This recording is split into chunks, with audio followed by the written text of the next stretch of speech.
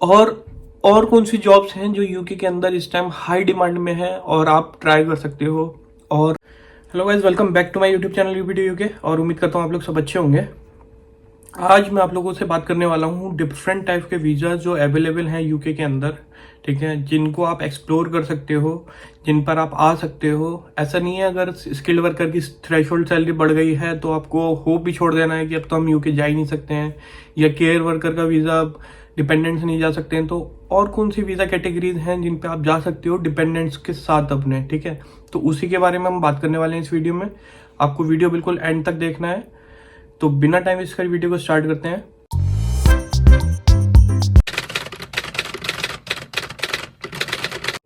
जो मेरे चैनल पे फर्स्ट टाइम आए उनको बता दूं, मेरा नाम विवेक मसीह है, मैं यूपी इंडिया से बिलोंग करता हूँ। इस टाइम यूके में हूँ गाइस। आप लोग के लिए एक टेलीग्राम चैनल भी बना हुआ है जिसमें स्पॉन्सरशिप जॉब्स पोस्ट करता हूँ। लिंक डिस्क्रिप्शन में आप जाके चेक कर सकते हैं। तो जैसा कि आप लोगों को सबको पता है कि अब जो केयर वर्कर के डिपेंडेंट है वो नहीं आ सकते हैं, ठीक है। थ्रेशोल्ड सैलरी है वो भी यूके गवर्नमेंट ने बढ़ा दी है, अब 38,000 हो गई है। तो हर कोई एम्प्लॉयर तो नहीं दे सकता इतना सैलरी। अब मैं बात करता हूँ ऐसी कौन सी वीज़ा कैटेगरी है जो आप आ सकते हो। आपको पूरा फुल डिटेल में यूके गवर्नमेंट की वेबसाइट पे जाके उनके बारे में पढ़ना है, समझना है, और उसके बाद उसमें अप्लाई करना है। उसके बारे में रिसर्च करना है, डीप रिसर्च करना है कि आप कैसे उसमें जा सकते हो, ठीक है। आपको वीज़ा कैटेगरी में बता देता हूँ। तो मेरी लिस्ट में नंबर 1 जो है वो है स्केल अप वीज़ा, ठीक है। स्केल अप वीज़ा के बारे में हम पढ़ते हैं यूके गवर्नमेंट की वेबसाइट में क्या बोला है, क्या रिक्वायरमेंट रहती है इसमें। और इसके बारे में बहुत अच्छी बात है कि आप यूके के अंदर आके 5-6 महीने जॉब करो, 6 महीने जॉब करो मिनिमम, और उसके बाद फिर अपना जो है वीज़ा अपना एम्प्लॉयर चेंज कर सकते हो बिना होम ऑफिस को बताए। आपको होम ऑफिस को भी, यूके होम ऑफिस को बताने की जरूरत नहीं है। आप अपना एम्प्लॉयर ही चेंज कर दो या फिर अपना बिजनेस स्टार्ट कर लो, कोई प्रॉब्लम नहीं है। तो ये बहुत अच्छी वीज़ा कैटेगरी है अगर आप इसके बारे में अच्छे से पढ़ोगे और अगर आपको इसमें जॉब मिल जाती है तो, ठीक है। तो उसके बारे में पढ़ते हैं क्या लिखा है यूके गवर्नमेंट की वेबसाइट पर। तो देखिए, scale up worker visa overview पढ़ लेते हैं हम। The scale up worker visa allows you to come to the UK to do an eligible job for a fast growing UK business. आपको job करने के लिए जो है वो यूके आना पड़ेगा। मीन्स स्केल अप वीज़ा भी जॉब के लिए ही होता है। जॉब अगर कोई बिजनेस कर रहा है यूके के अंदर, वो आपको सर्टिफिकेट स्पॉन्सरशिप देगा, आप जॉब करने आइए। नीचे देखिए, नीचे लिखा होगा एलिजिबिलिटी क्या है इसके लिए। To qualify for a scale up worker visa you must have a confirmed job offer to work for an improved scale up business for at least 6 months। कम से कम 6 महीने का तो एम्प्लॉयर आपको दे, या फिर 2 साल का मैक्सिमम दे सकता है इसमें, ठीक है। तो 6 महीने का तो मिनिमम देना चाहिए उसको सर्टिफिकेट स्पॉन्सरशिप। उसके बाद having a certificate sponsorship from your employer, have a job offer to do job that's on the list of eligible occupation. तो ये सारी चीज़ों के इसमें मिनिमम सैलरी आपको इतनी मिलनी चाहिए। तो ये सारी चीज़ों का रिक्वायरमेंट है, ठीक है, जो स्किल्ड वर्कर वीज़ा में भी होता है। तो उसमें कोई नई बात नहीं है, लेकिन इसमें अच्छी बात क्या है वो आपको मैं आगे दिखाता हूँ। देखिए, इसमें आगे लिखा है how long you can stay in the UK with a scale up worker visa for 2 years। 2 साल तक आप रह सकते हो। उसके बाद you will need to apply to extend your visa when it expire. तो आप उसको एक्सटेंड कर सकते हो, कोई ऐसा नहीं है कि खत्म हो गया तो वापस जाना है, ठीक है। If you want to stay longer in the UK, you can extend your visa as many time as you like by 3 years। तो आप 3 साल के लिए एक्सटेंड कर सकते हो और 5 साल के बाद जो है आप पीआर के लिए अप्लाई कर सकते हो। आपको पता ही है यहाँ पर, ठीक है। अब मैं आपको इसकी अच्छी बात दिखाता हूँ, वो क्या है, what you can and what you can not do. आप क्या कर सकते हो इस वीज़ा पे और क्या नहीं कर सकते, वो पढ़ते हैं हम, ठीक है। With a scale up worker visa you can work in your sponsored job for at least 6 month। आपको सिर्फ 6 महीने उनके साथ बंद के काम करना है। मीन्स अगर आपको कोई जॉब के लिए ऑफर देता है, एम्प्लॉयमेंट देता है, तो सर्टिफिकेट स्पॉन्सरशिप देता है, तो आपको सिर्फ 6 महीने उनके साथ काम करना है। उसके बाद आप उनको टाटा बाय बाय कर सकते हो कि भैया अब मैं जो है अपना बिजनेस करूंगा, अब मुझे आपके साथ जॉब नहीं करनी है, ठीक है। देखो, उसमें आगे लिखा है leave your sponsor job after 6 month। 6 महीने के बाद अपनी जॉब छोड़ सकते हो। स्टडी, पढ़ाई भी कर सकते हो आप इस वीज़ा पे आकर। अपने पार्टनर डिपेंडेंट्स को है वो लेकर आ सकते हो। Take an additional work including becoming self employed. आप अपना एक्स्ट्रा वर्क भी ले सकते हो या फिर आप सेल्फ एम्प्लॉयड वर्क भी कर सकते हो इस वीज़ा पर। डू वॉलेंट्री वर्क कर सकते हो। Travel abroad and return to the UK normal है। And apply to settle permanently in the UK, ठीक है। तो वो जो है 5 साल के बाद उसके लिए भी अप्लाई कर सकते हो रेसिडेंसी के लिए। आप क्या नहीं कर सकते हो इसमें, बस पब्लिक फंड्स जो होते हैं वो कोई भी नहीं एलिजिबल होता, हम लोग भी एलिजिबल नहीं है। कोई भी वीज़ा पे आता है तो वो पब्लिक फंड के लिए एलिजिबल नहीं होता जब तक वो ब्रिटिश पासपोर्ट उसको नहीं मिल जाता, या ILR के लिए अप्लाई नहीं कर देता है वो, ठीक है। और इस एज अ स्पोर्ट्स पर्सन आप वर्कर नहीं कर सकते हो इसमें। During the first 6 months of your stay, you cannot change your employer unless you apply to update your visa. आप 6 महीने के अंदर अंदर चेंज नहीं कर सकते अपना एम्प्लॉयर, या फिर अपना बिजनेस स्टार्ट नहीं कर सकते हो 6 महीने के अंदर अंदर, क्योंकि अगर आपको ऐसा करना है तो आपको अपना वीजा चेंज करना पड़ेगा। लाइक अगर आप 6 महीने के अंदर अपना एम्प्लॉयर चेंज करते हो तो आपको जो है न्यू एम्प्लॉयर के कॉस्ट के साथ फिर से वीजा अप्लाई करना पड़ेगा, तो वो सारे झमेला है। तो इसलिए बेटर ये है कि अगर आपको ये इस वीजा मिल जाता है, इसके लिए ट्राई करते हो आप, तो आप जो 6 महीने हैं वो निकाल दो किसी भी तरीके से, उसके बाद अपना चाहे बिजनेस स्टार्ट कर लो, चाहे अपना न्यू एम्प्लॉयर जो है वो सर्च कर लो, ठीक है। एम्प्लॉयर स्विच कर सकते हो बिना यूके होम ऑफिस को बताए हुए, ठीक है। After 6 months you can continue working in your job, चाहे तो आप अपना कंटिन्यू कर सकते हो 6 महीने के बाद, या फिर चेंज और stop doing your job without telling the home office. आप चेंज कर सकते हो अपना जॉब, या फिर अपना सेल्फ एम्प्लॉयड कर सकते हो अपने आप को without telling your home office. आपको होम ऑफिस को बताने की जरूरत नहीं है इसमें, ठीक है। Be self employed. You do not need to update your visa, आपको वीजा भी अपडेट करने की जरूरत नहीं है, कुछ नहीं करना है, बस आपको यूके के अंदर आने के लिए आपको ये स्पॉन्सरशिप चाहिए होगा जिसमें आपको 6 महीने जॉब करनी है। तो ये बहुत अच्छी वीजा कैटेगरी है अगर आप इसके लिए ट्राई करते हो तो, स्केल अप वर्कर वीजा के लिए, ठीक है। नेक्स्ट जो है मेरी लिस्ट में वो है ग्लोबल टैलेंट वीजा, ठीक है। तो ग्लोबल टैलेंट वीजा क्या होता है उसके बारे में पढ़ते हैं। यूके गवर्नमेंट की वेबसाइट पे क्या है, you can apply for a global talent visa to work in the UK if you are a leader or potential leader in the following fields। अगर आप इनमें से किसी में, अगर आपके पास एक्सपीरियंस है या फिर आप लीडर हो, लाइक आपको अच्छा एक्सपीरियंस है इन सब किसी फील्ड में, एकेडमिया और research, art and culture, digital technology, you must also be at least 18 year old. तो इन सब चीज़ों में अगर आपको एक्सपीरियंस है तो आप जो है इस कैटेगरी के लिए अप्लाई कर सकते हो। ये ग्लोबल टैलेंट वीज़ा भी बहुत अच्छी वीज़ा कैटेगरी है, लेकिन बात प्रॉब्लम ये है कि हम जो है ये केयर वर्कर वीज़ा के अलावा दूसरी साइड नहीं देखते हैं कि और कौन से ऑप्शन है यूके के अंदर आने के। आप एलिजिबल हो, मैंने पहले भी इस पे वीडियो बनाया है जिसमें मैंने बताया कि हो सकता है आप एलिजिबल हो, आपके पास क्वालिफिकेशन है, आपके पास एक्सपीरियंस है, लेकिन आपको ये नहीं पता कि इस वीज़ा कैटेगरी में भी आप अप्लाई कर सकते हो।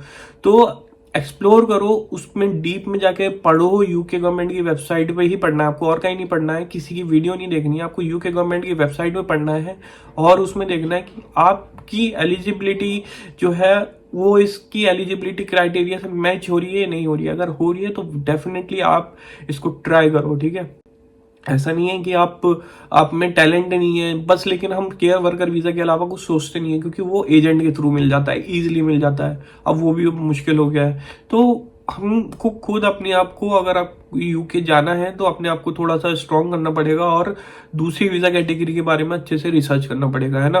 तो इसके बारे में आप पढ़ सकते हो अच्छे से, और इसमें ढेर सारी डिटेल दे रखी है। अब मैं वो पूरा पढ़ूंगा तो बहुत ज़्यादा लंबा हो जाएगा वीडियो, तो बेटर ये है कि आप इसके बारे में पढ़े यूके गवर्नमेंट की वेबसाइट पे जाकर, और अगर आप एलिजिबल हैं तो उसके लिए अप्लाई करो, ठीक है गाइस।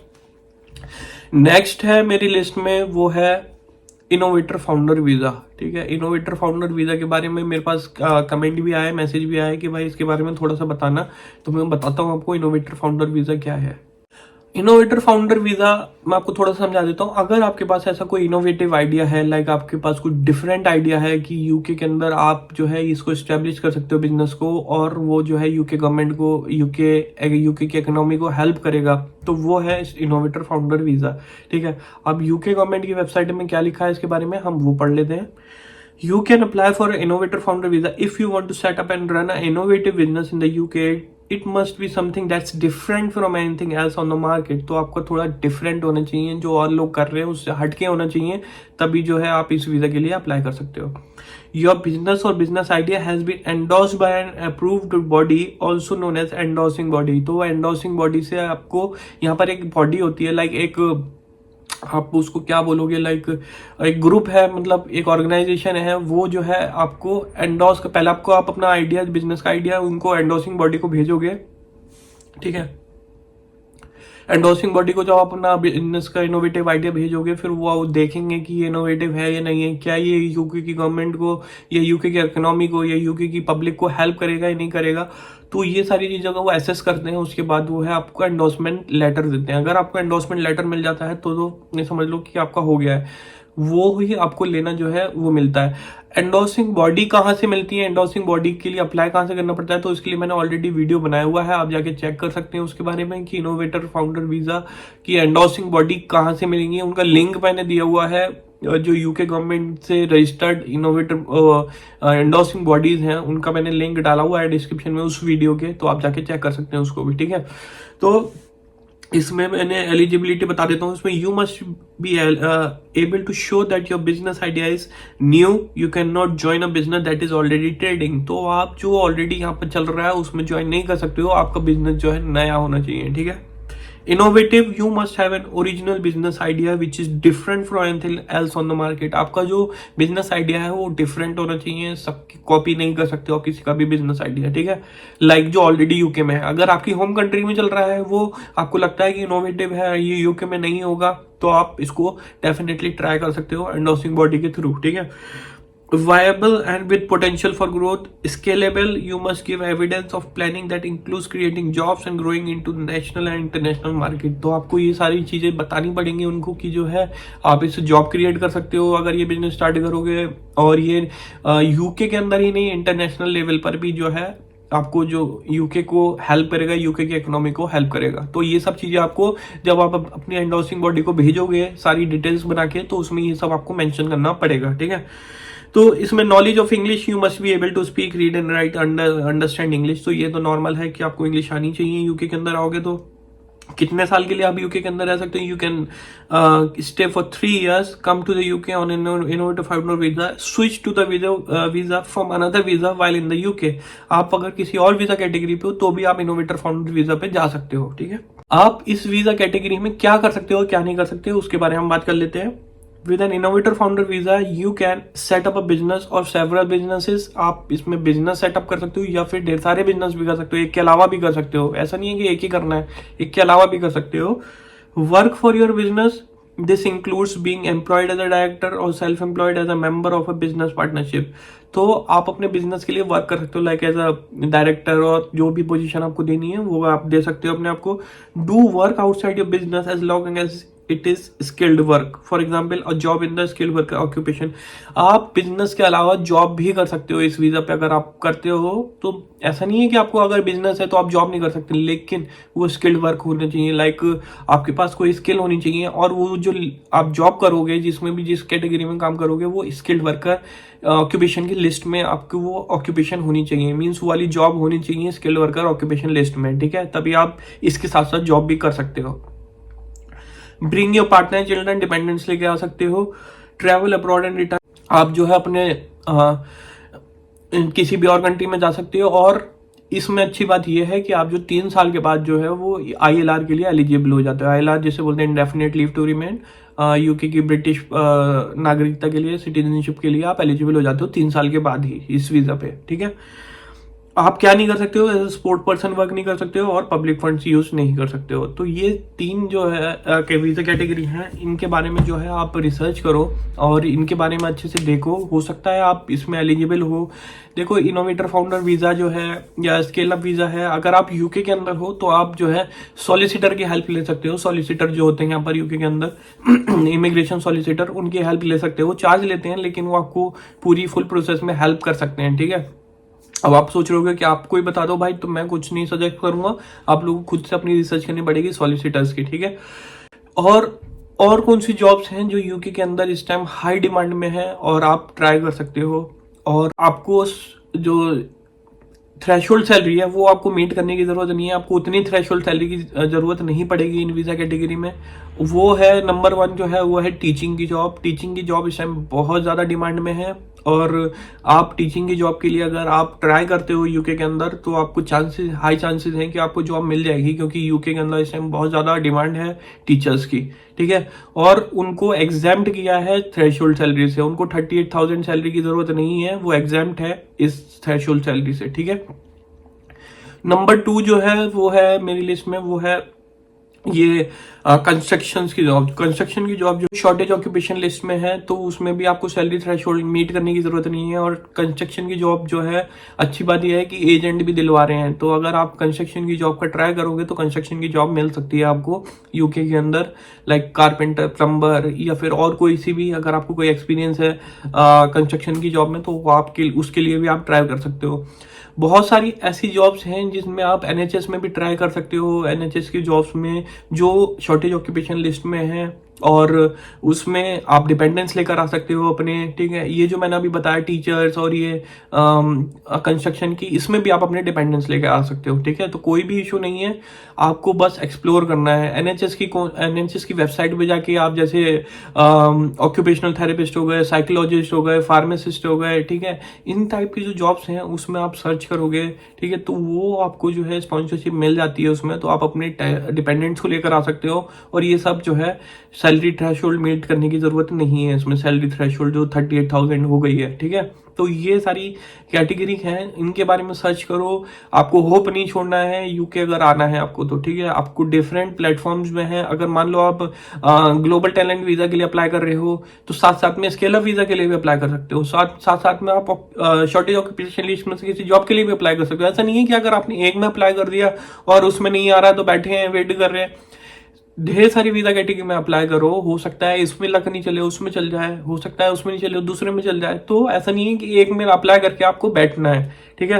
होप नहीं छोड़ना है बिल्कुल भी अगर आपको यूके आना है तो, ठीक है। तो आई होप ये वीडियो आप लोग के लिए हेल्पफुल रहेगा, और हेल्पफुल रहेगा तो प्लीज वीडियो को लाइक जरूर कीजिएगा, और चैनल पर नए आए तो चैनल को सब्सक्राइब कीजिएगा। मिलते हैं नेक्स्ट वीडियो में, तब तक के लिए bye bye, take care, thank you.